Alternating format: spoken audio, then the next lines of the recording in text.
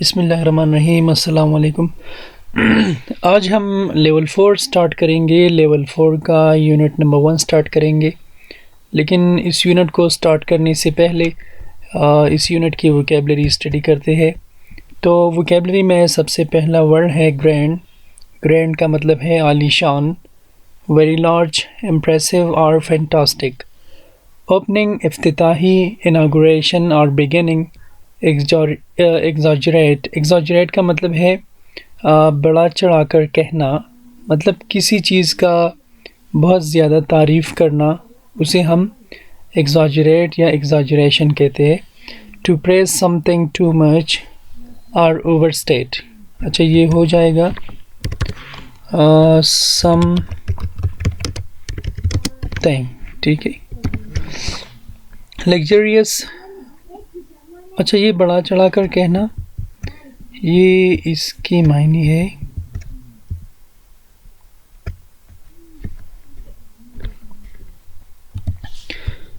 Luxurious का मतलब है आरामदेह, कंफर्टेबल, लेविश, ठीक है। स्पॉन्सर, सरपरस्त, support, back, pay for. Merchant, दुकानदार, बिजनेसमैन, ट्रेडर। इम्प्रूवमेंट, बेहतरी, डेवलपमेंट, प्रोग्रेस और एडवांस। जॉइंटली, एक साथ, टुगेदर, इन कॉपरेशन। क्रिएटिव, तख्लीकी, imaginative, inventive.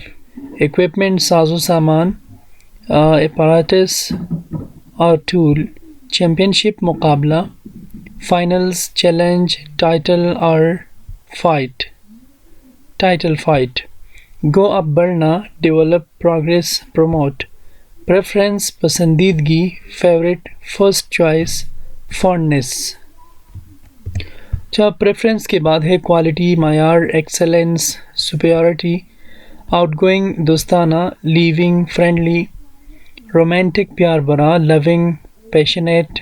Hair salon, parlour, a salon where hair is cut in style. Hardware, सामान। Physical parts of a computer.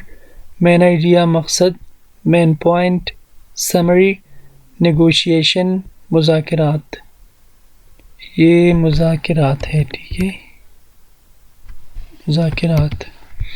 Cooperation, consolation. Afford, ख़रीदने के काबिल होना। Have enough money to buy something. Recommendation, तजवीज़, suggestion, advice और proposal. Confusing, पेचीदा, puzzling. Credit, हवाला, recognition, praise. Urban, शहरी, सिटी लाइफ और टाउन। अच्छा, इस यूनिट का टाइटल है द ग्रैंड ओपनिंग। इसका मतलब है एक आलीशान इफ्तिताह। तो इस यूनिट में हम पढ़ेंगे किसी चीज़ के इफ्तिताह के बारे में। It's Friday evening, Friday evening है। एडिला इन टॉम लॉगन और इन द लिविंग रूम। एडिला और टॉम लॉगन जो है वो लिविंग रूम में है ऑफ देयर न्यू होम, अपनी नई घर के। रीडिंग द न्यूज़पेपर, ये दोनों जो है न्यूज़पेपर रीड कर रहे हैं, आप लोग पिक्चर में देख सकते हैं। तो इन दोनों के दरमियान अब कन्वर्सेशन शुरू होता है। एडिला कह रही है, Tom what are we going to do this weekend. Tom, हम इस वीकेंड पर क्या करेंगे। Tom, I was planning to work in the yard. Why, मैं मंसूबा बना रहा था कि मैं यार्ड में काम करूँगा। क्यों। एडिला कह रही है, may be we should take a look at the new Wenfield mall. मेरे ख्याल से हमें वेनफील्ड मॉल को जाना चाहिए। The grand openings this week, वहाँ पर जो आलीशान इफ्तिताह है वो इस हफ्ते में है। टॉम, ऑलरेडी, पहले से। अमेजिंग, हैरान कुन। That place sure went up fast. तो वेंट अप फास्ट का मतलब है कि मतलब ये जगह उन्होंने बहुत जल्दी बना लिया। वेल, अच्छा। आई would rather finish the yard work, मैं पसंद करूँगा कि मैं यार्ड का काम फिनिश करूँ। But if you really want to, अगर आप यकीनी तौर पर चाहती है तो। एनीथिंग स्पेशल गोइंग ऑन, किसी ख़ास बात पर चलना अगर आप चाहती है तो। ये टॉम कह रहा है अपनी बीवी से। तो एडिला कह रही है, you might be interested in the car show, शायद आपको दिलचस्पी होगी कार के शो में। द एड सेज, ये एडवर्टाइजमेंट कह रहा है कि it's the biggest and the best in Wenfield history, कि ये सबसे बड़ा और सबसे अच्छा शो होगा वेनफील्ड की तारीख में। Tom, Come on, you know ads always exaggerate. Come on, आपको पता है कि एडवर्टाइजमेंट्स हमेशा बड़ा चढ़ाकर बात करते हैं, मतलब कि इश्तिहारात में वो बड़ा चढ़ाकर किसी चीज़ की तारीफ़ करते हैं, लेकिन जब लोग वहाँ जाते हैं तो फिर उसी तरह कोई चीज़ मौजूद नहीं होता। एडिला कह रही है आई नो, मैं जानती हूँ, but there is a fashion show, लेकिन वहाँ पर एक फ़ैशन शो है, I would like to see too. मैं पसंद करूँगी कि वो शो मैं देख लूँ। I might get some good ideas, शायद मैं वहाँ से कुछ आइडियाज़ ले लूँ। टॉम ओके, ठीक है, साउंड्स गुड टू मी, ये अच्छी बात है। लेट्स सी, चलो देखते हैं। If the kids want to go, कि किड्स जाना चाहते हैं, but let's try not to spend too much money, लेकिन कोशिश करेंगे कि बहुत ज़्यादा पैसे हम खर्च नहीं करेंगे। तो ये एडवर्टाइजमेंट है ग्रैंड ओपनिंग के हवाले से Onefield mall, don't miss it, ये मिस नहीं करना। Route 25 at forest road. Now finally close to home, आखिरकार ये घर के करीब है, राइट इन वनफील्ड में। Over 30 stores and businesses under one roof with safe convenient parking, मतलब ये कि तकरीबन 30 से ज़्यादा स्टोर्स होंगे, बिजनेसेस होंगे, सिर्फ एक ही छत के नीचे, एक महफूज और आरामदेह पार्किंग के साथ। फ्राइडे और सैटरडे पर 9 AM to 10 PM और संडे पर 11 to 6 PM पर ये जगह जो है ये खुला रहेगा। ब्रिंग द होल फैमिली, अपने साथ तमाम फैमिली को लाओ। समथिंग फॉर एवरीवन, हर किसी के लिए कुछ न कुछ होगा। The biggest and best auto show ever, यानी ज़िंदगी में सबसे बड़ी और सबसे अच्छी ऑटो यानी कार की show, sponsored by Wilson's motor. ये इसका स्पॉन्सरशिप लिया था विल्सन्स मोटर ने। See the oldest car in the area, इसी एरिया में आप यहाँ पर ओल्डेस्ट यानी सबसे पुरानी कार्स देख सकते हैं। 1904 फोर्ड आप देख सकते हैं। The most luxurious and the most economical models, जो कि सबसे ज़्यादा आरामदेह और जो कि सबसे ज़्यादा इकोनॉमिकल मॉडल्स है। तो इकोनॉमिकल का मतलब होता है कि मतलब कम खर्च करना। ऐसी कार्स जो कि खर्च से पेट्रोल होते हैं या डीज़ल वगैरह, ये अगर ज़्यादा खर्च नहीं करते तो हम इकोनॉमिकल कार्स इसी कह सकते हैं। इन द डेमगो लाइन, जो कि डेमगो लाइन पर है। The safest cars in the road, on the road, जो कि सबसे ज़्यादा महफूज कार्स होते हैं सड़क पर। Second number advertisement fashion shows everyday के हवाले से है, sponsored by mall merchants. The latest and styles for main, मतलब कि जदीद स्टाइल्स आप मेन के लिए देख सकते हैं, वुमेन के लिए एंड चिल्ड्रन के लिए। वीकडेज 1:30 7:30, सैटरडे 2 1:30 3:30 और 7:30। Special home improvement exhibit, sponsored jointly by Warner's Department Store and Ray's Unpainted Furniture, ऐसी फर्नीचर जिसका पेंट नहीं हुआ हो। Creative and economical ways to decorate your home, मतलब एक किफ़ायतशारी के साथ आप अपना घर डेकोरेट कर सकते हैं। Amusement rides in the parking lot for kids, दिलफरेब सवारी पार्किंग लॉट में बच्चों के लिए। एंड मच मोर, और भी बहुत सारी चीज़ें। तो वोकेबलरी इन कॉन्टेक्स्ट नंबर 1 को करते हैं। Find words in the conversation and the ad on page 6 to 7 to complete these sentences.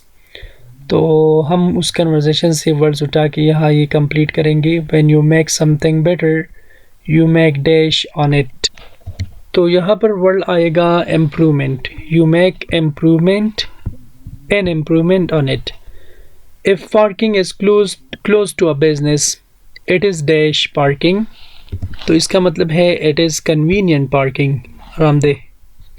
If the car models or fashions are from this year, they are the dash models or fashions, the latest, yani jadid. If a car doesn't cost a lot of money to run, it is economical. तो बाकी जो है ये आपका homework है.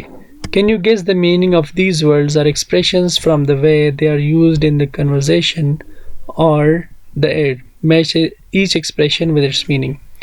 अच्छा, तो सबसे पहला वर्ड है रूट। तो रूट का मतलब क्या है? सड़क या रास्ता। तो इसके साथ मैच कौन सा होता है? If, highway. It went up fast, मतलब बिल्ड करना। ठीक है। D, they built it. Amusement rides for kids, मतलब कि दिल फरेब सवारी बच्चों के लिए। तो हम यहाँ पर कह सकते हैं, आप लोग देख सकते हैं carnival entertainment, for example a merry go round. ये जो चीज़ है ये पार्क्स वगैरह में जो होते हैं, इसी तरह की चीज़ें बच्चों के लिए। डोंट मिस इट, इसे मिस मत करना। B sure you see it, ठीक है। साउंड्स गुड टू मी, ये अच्छी बात है। I like that idea. Amazing, amazing हैरान कुन को कहते हैं। I can believe it. Anything special going on, मतलब कि कोई ख़ास बात जो कि जारी हो, हैपनिंग, ठीक है। A number. Ways to decorate your home, decorate मतलब कि डिज़ाइन करना, बनाना, खूबसूरत बनाना। मेक नाइस और pretty. Sponsored jointly by Warners and Ray's, एक साथ, जॉइंटली मतलब एक साथ, टुगेदर। अच्छा, presentation number 2, talking about possibilities, possibilities के हवाले से बात करना। यूज़ माइट और may plus verb to talk about possibilities. जब भी आप पॉसिबिलिटीज़ के बारे में बात करना चाहते हो तो आपने माइट और मे का इस्तेमाल करना है। अच्छा, तो मे और माइट का डेफिनीशन आप देख सकते हैं अकॉर्डिंग टू ग्रामर, ग्रामर के मुतालिक। These are modal auxiliary verbs, ये दोनों मॉडल एक्सिलरी वर्ब्स है। We use when we want to talk about possibilities, हम ये इस्तेमाल करते हैं जब हम पॉसिबिलिटीज़ के हवाले से बात करते हैं। पॉसिबिलिटीज़ का मतलब है इम्कानात, मतलब कि जब हमें इम्कान हो कि ये काम होगा तो हम उसी दौरान में और माइट का इस्तेमाल करेंगे। में और माइट का एक ही मतलब है शायद। एग्जांपल्स आप देख सकते हैं, we may finish this book in this month. Of example देख सकते हैं, वी मे और might finish this book in this month. तो इसका मतलब है कि इस बात का इम्कान है कि ये लेवल 4 हम इस मंथ में फिनिश कर सकते हैं। हम शायद फिनिश करें इस बुक को इस महीने में। यूज़ माइट और may plus verb to talk about possibilities. I might go to Peshawar, और मैं इसी तरह भी कह सकता हूँ I might not go to Peshawar. तो सारे की सारी जो प्रोनाउंस है I, you, he, she, we, they, सारे के साथ हम माइट लगा सकते हैं और मैं भी लगा सकते हैं। तो माइट जो है ये स्ट्रॉन्ग है एज़ कम्पेयर टू मे, लेकिन both of them are same, we can use both of them in the same sentence. Eleanor कह रही है what are you going to do this weekend Liz. Liz कह रही है I don't know, मुझे पता नहीं है। आई माइट गो शॉपिंग, शायद मैं शॉपिंग चली जाऊँ, बट आई माइट नॉट, लेकिन शायद मैं नहीं चली जाऊँ। Because I might not have time, शायद मेरे पास टाइम नहीं होगा। तो आप देख सकते हैं उन्होंने माइट और मे का इस्तेमाल एक ही तरह किया है। I may go shopping but I may not have time. अच्छा, तो प्रैक्टिस करते हैं।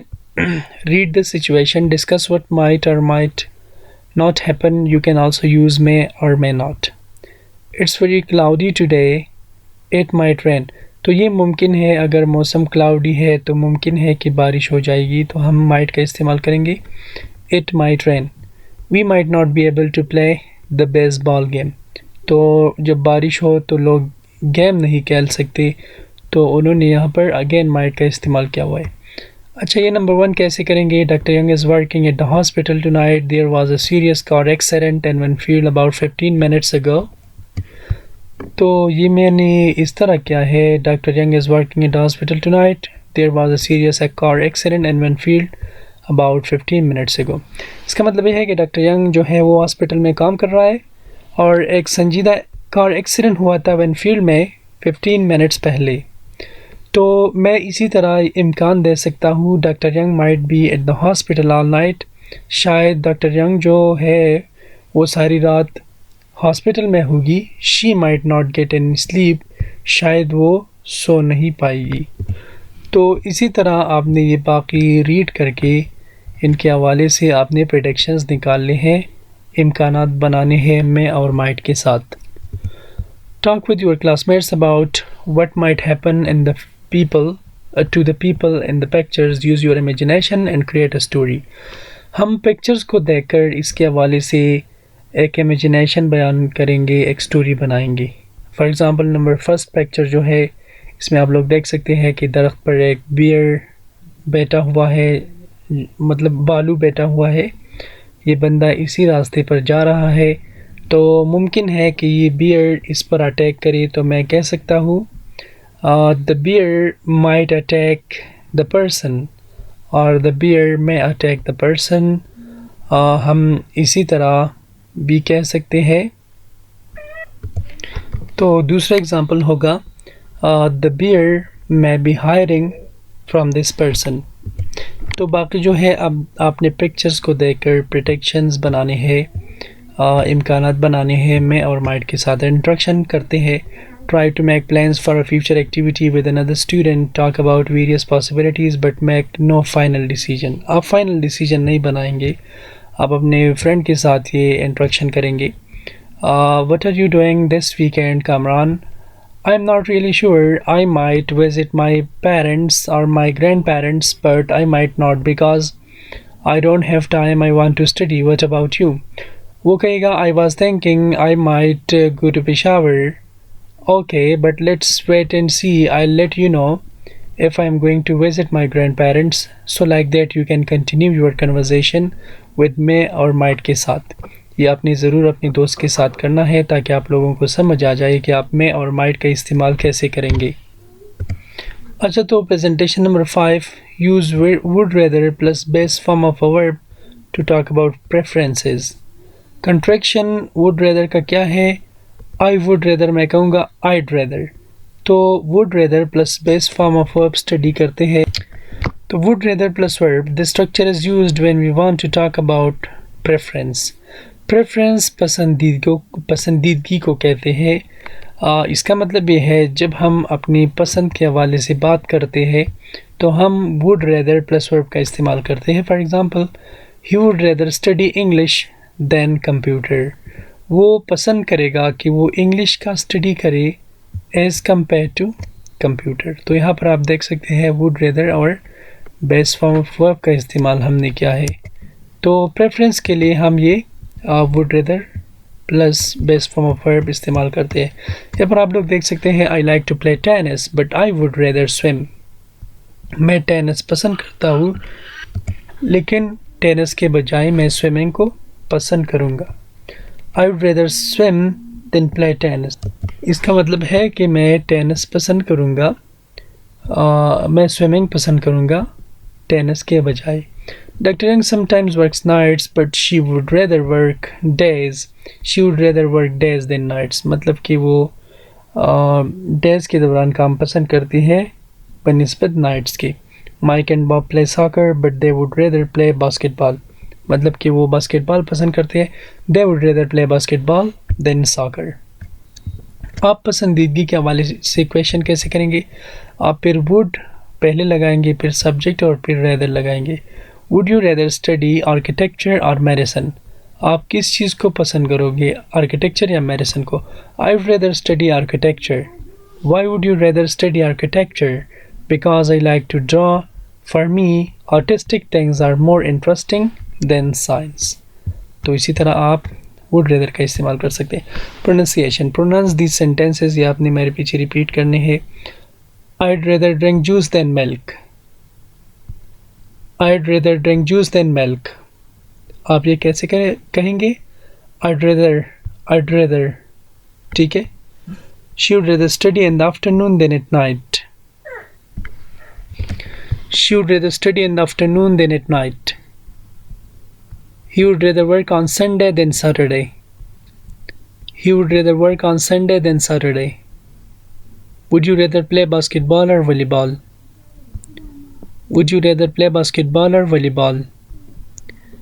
We would rather play volleyball. Would the youngs rather go to Mexico or Canada? They would rather go to Mexico. They would like to see the Nava again. Practice number 7. Talk about what the people in each situation would rather do. Use sentences like those in Model A and 5. तो ये कह रही है The Nguyen works from 3 p.m. to 11 p.m. as a security guard at a factory. She's a sports fan, but she can't go to most sports events because she has to work. तो ये कह रही है कि Dane Noyan जो है वो 3 PM से 11 PM तक काम करती है एज ए सिक्योरिटी गार्ड एक कारखाने में। वो जो है स्पोर्ट्स फ़ैन भी है और वो ज़्यादातर स्पोर्ट्स इवेंट्स के लिए नहीं जा सकती क्योंकि वो काम करती है।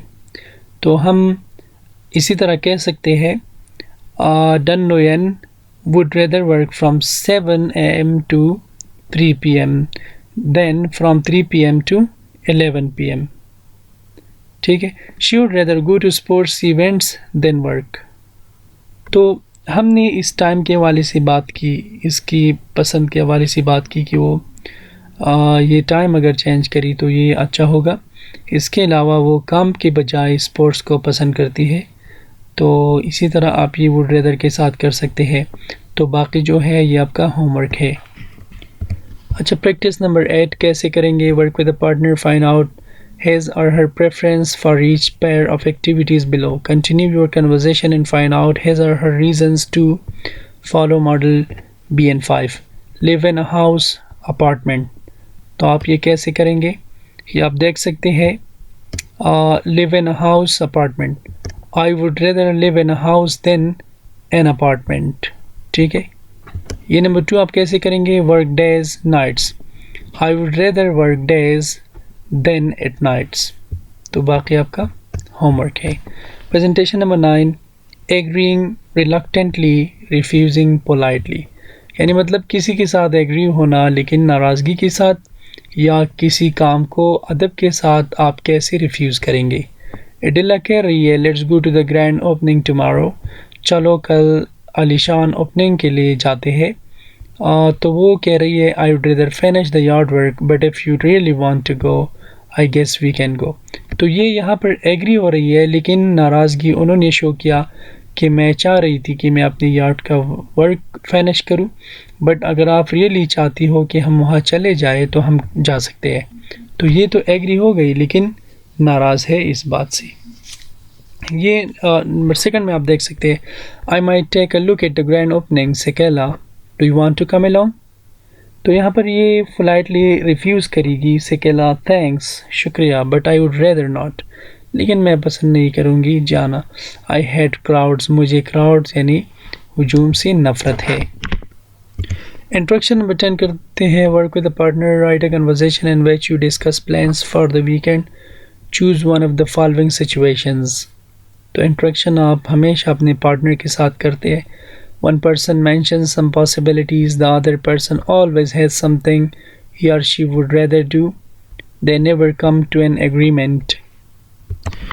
तो आप इस इंट्रोडक्शन को कैसे कर सकते हैं? फॉर एग्ज़ाम्पल कामरान कह रहा है I might play cricket tomorrow. Noman do you want to come along? तो वो कहेगा thank you but I would rather not because I hate cricket और आई हेट गेम्स। तो इसी तरह आप ये इंट्रैक्शन कर सकते हैं। अच्छा, ये रीएंट्री है। रीएंट्री का मतलब ये है कि हम ये ऑलरेडी कर चुके हैं, एक दफ़ा फिर इसको रिपीट करेंगे। Compare the two women sorry, ये 2 वेमेन हम कंपेयर करेंगे। तो इसमें डिफरेंस है, बहुत ज़्यादा डिफरेंस है इन 2 वेमेन के दरमियान। Their clothes and their dogs etcetera. Use adjectives such as, adjectives का इस्तेमाल करेंगे elegant, casual, tall, short, thin, heavy, pretty, beautiful, large, small and long. अच्छा, आपने एक बात याद रखना है कि हम 3 डिग्रीज इस्तेमाल करते हैं एडजेक्टिव में, positive degree, comparative degree and superlative degree. तो कंपैरेटिव डिग्री एडजेक्टिव की वो डिग्री होती है जिसमें हम 2 लोगों को, 2 जगहों को या 2 चीज़ों को कंपेयर करते हैं या उसका मुआवजा करते हैं एक दूसरे के साथ। तो यहाँ पर अगर मैं कंपैरिजन करूँगा एना और बेथ का, अगर मैं ये कहूँगा कि बेथ जो है ये एना से ज़्यादा खूबसूरत है तो मैं कहूँगा Beth is more beautiful than Anna. या मैं इसी तरह भी कह सकता हूँ Anna is shorter than Beth. ठीक है, इसी तरह Beth is taller than Anna. तो इन्हीं एडजेक्टिव्स का इस्तेमाल करके आप ये कर सकते हैं। Presentation number 12 using the superlative. Superlative degree हम कब इस्तेमाल करते हैं? तो हम ये ऑलरेडी लेवल 3 में कर चुके हैं। जब हम किसी चीज़ का ग्रुप के साथ मुवाजना करते हैं, किसी पर्सन का बहुत सारे लोगों के साथ मुवाजना करते हैं, या किसी जगह का बहुत ज़्यादा जगहों के साथ मुवाजना करते हैं, तो हम सुपरलेटिव डिग्री का इस्तेमाल करते हैं। When talking about a group of people or things, use a superlative to describe the one having more of quality than all the others. ठीक है?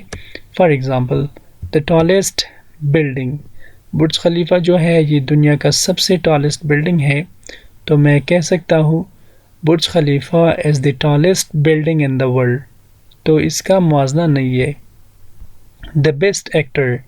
अगर मैं कहूँगा for example best actor Shahrukh Khan is the best actor in the world. ठीक है?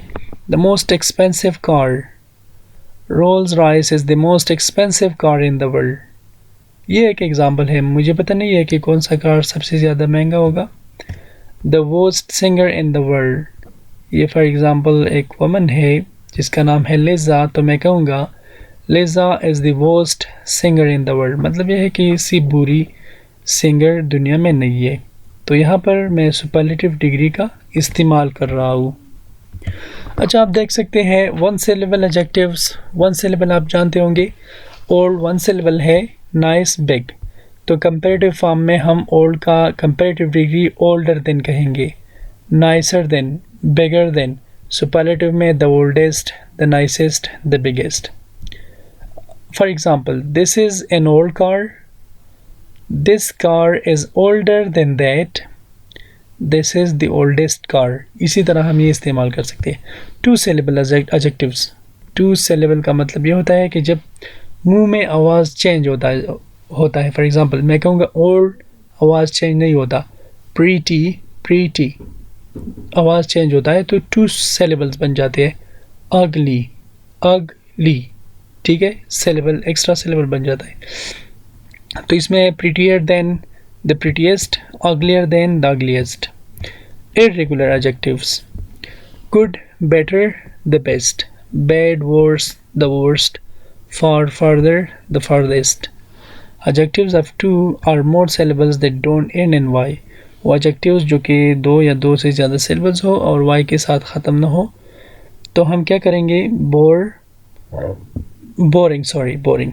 तो comparative में हम मोर बोरिंग का इस्तेमाल करेंगे और सुपरलेटिव में the most boring. Elegant, more elegant, the most elegant. तो टू या थ्री से ज़्यादा सिलेबल्स एडजेक्टिव्स के साथ हम मोर कंपैरेटिव में इस्तेमाल करते हैं, द मोस्ट सुपरलेटिव डिग्री में इस्तेमाल करते हैं। ये एग्जांपल्स है Wenfield mall is the newest mall in the area.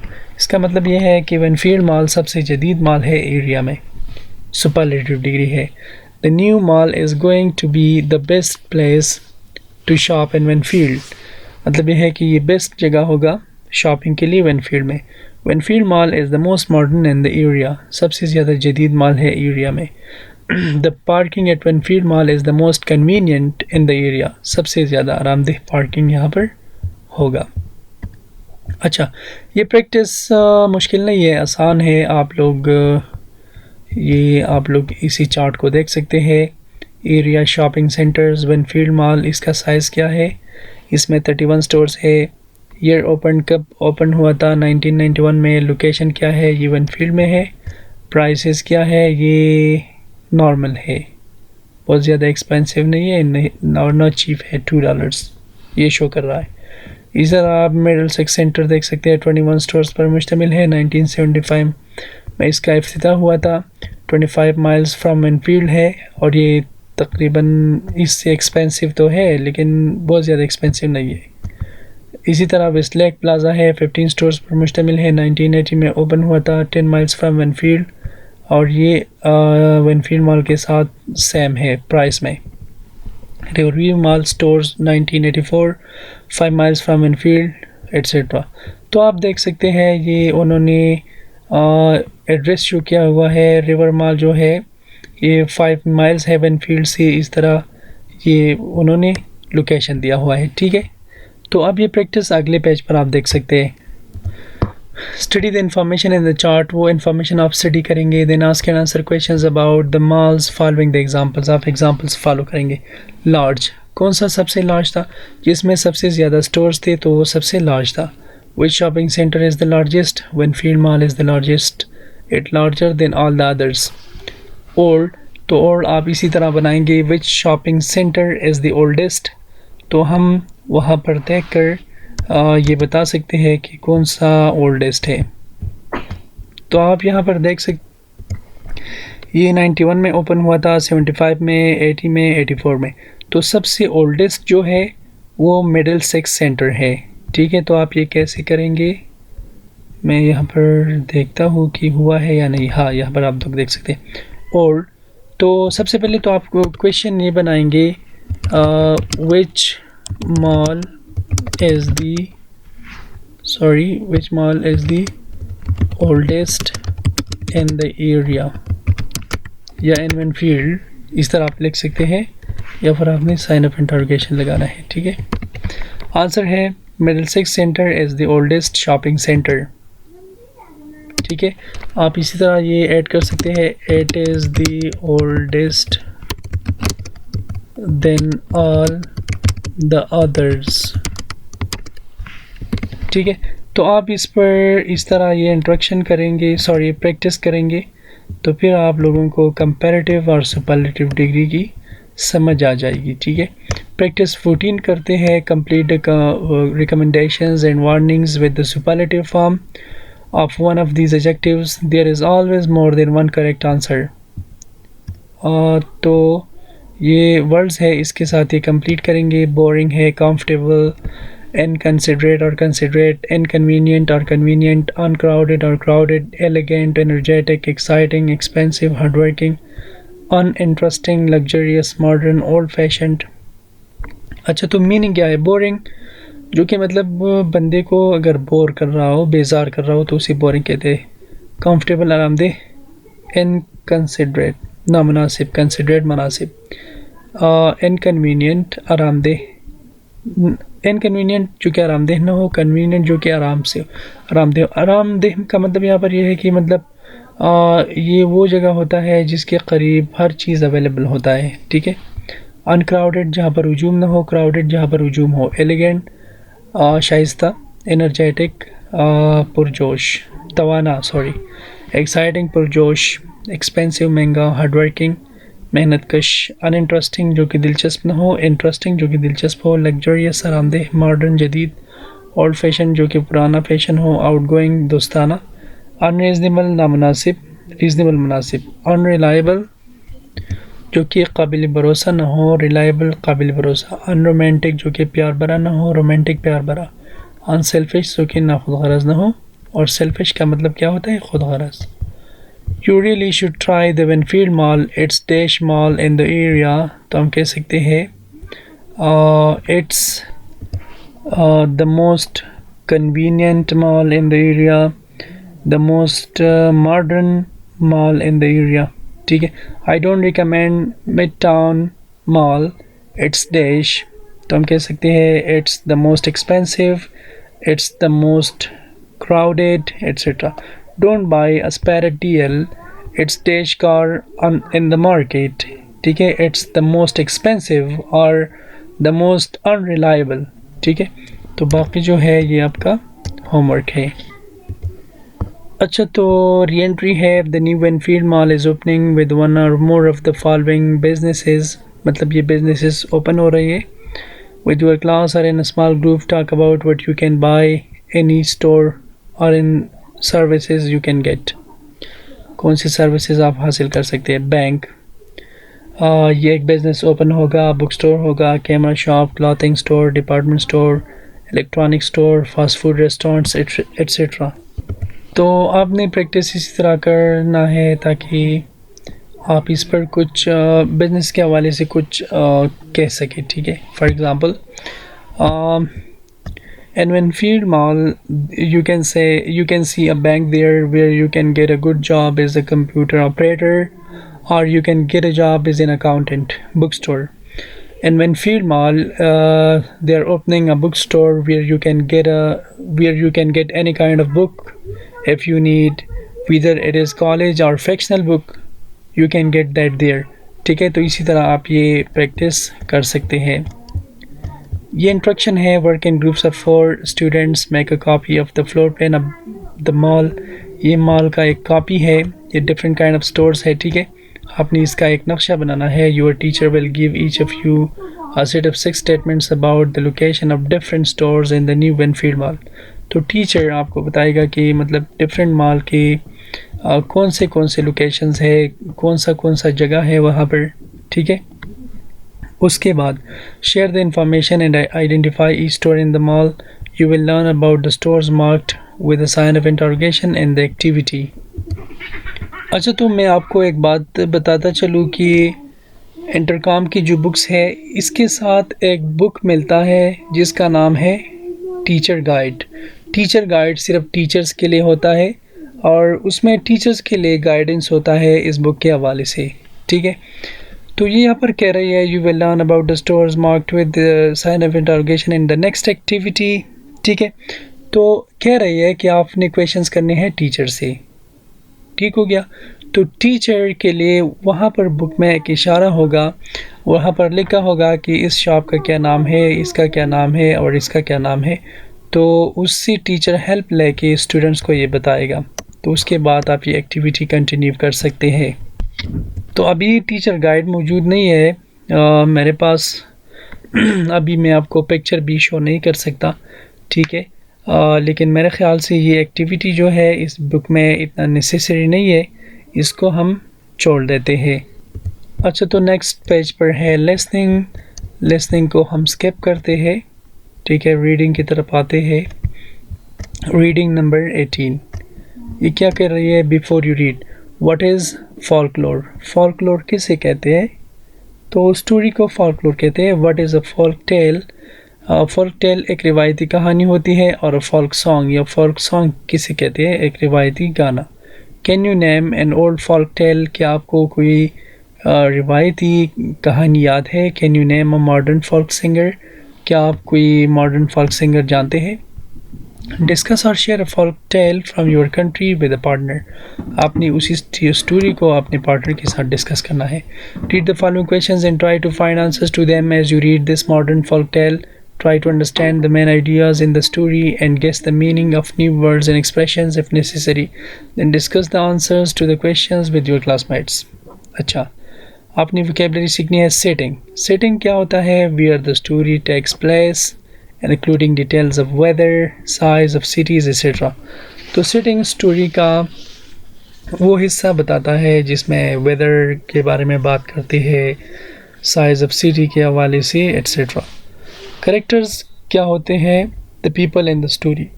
जो लोग स्टोरी में होते हैं उन्हें हम करेक्टर्स कहते हैं. प्लॉट का मतलब है the action what happens in the story, मतलब कि कहानी में क्या होता है. What details about the setting are important? कौन सी डिटेल्स सेटिंग के हवाले से ज़रूरी है. Who are the characters in the story? How are they similar? How are they different from each other? The plot of the story, where the periods in. अच्छा, ये जो क्वेश्चंस है इंशाल्लाह हम ये करेंगे नेक्स्ट यूनिट में, लेकिन आपने सबसे पहले ये रीड करना है. ठीक है, और इस रीडिंग को आपने समझना है.